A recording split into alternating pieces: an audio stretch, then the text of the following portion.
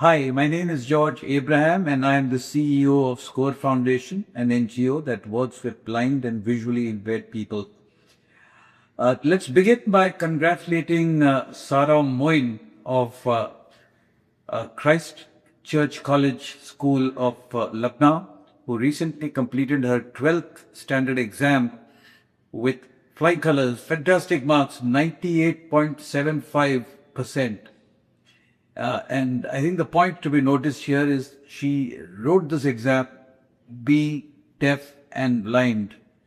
And being deaf and blind, being deaf or just being blind are challenges in themselves, but being deaf and blind both together is indeed a great hurdle. And I think credit goes to the school and to the special educators of the school for actually standing by her, teaching her, training her, and then fighting for her to get accessible examination platforms. Her special educator, Salman Ali Qazi, who is blind himself, was telling me that right from class 1 when she joined the school, there were challenges. And each challenge was sorted out by discussions and by putting her case across to the authorities so that necessary reasonable accommodation was brought. And when she came to class 10, she wrote the ISC board exams for class 10. The ICSE board was approached and reasonable accommodation was sought, and she scored 95% in that class 10 exam. And now in class 12, again, she had the reasonable accommodation, and she's got flying colors as good as anybody else. Now the thing is, she wants to get into one of the central university colleges, which means he will need to write the CUET exams, and the National Testing Agency needs to provide her with accessible platforms to write her exam. While she was filling up the form, the only option of assistance was a scribe facility and extra time.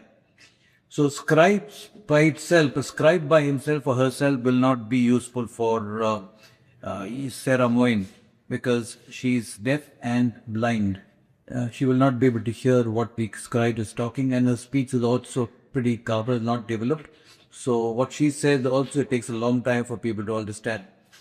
She has been using a laptop with a screen reader, which is NVDA, non-visual digital access. That's the screen reader she uses.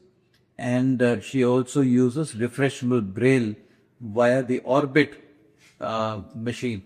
So she needs both the laptop with the screen reader as well as an Orbit machine so that she's able to, and the questions need to be given to her in accessible formats, which could be in print, which would be in digital formats and in refreshable Braille. This would enable her to read her questions and type her answers in. And therefore, National Testing Agency will need to take cognizance of these limitations, these challenges that Sara has, and provide her with the facilities to be able to write this exam without any hassle. So of course, the rules also say that she would get 30 minutes per every hour of the exam as extra time because she would take longer. So given her track record over the last 12 years, class 1 to class 12, brilliant student, outstanding marks, she writes beautifully in English, and she's got an avid interest in various subjects.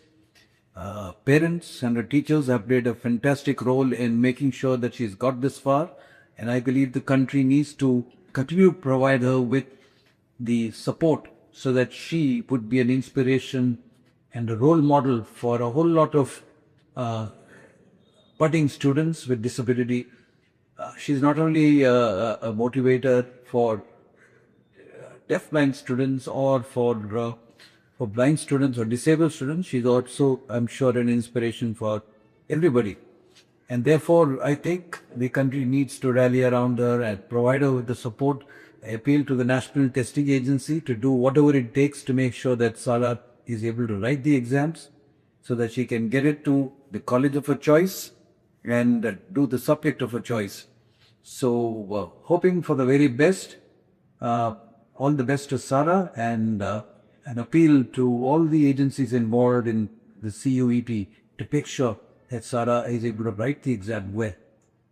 Thank you.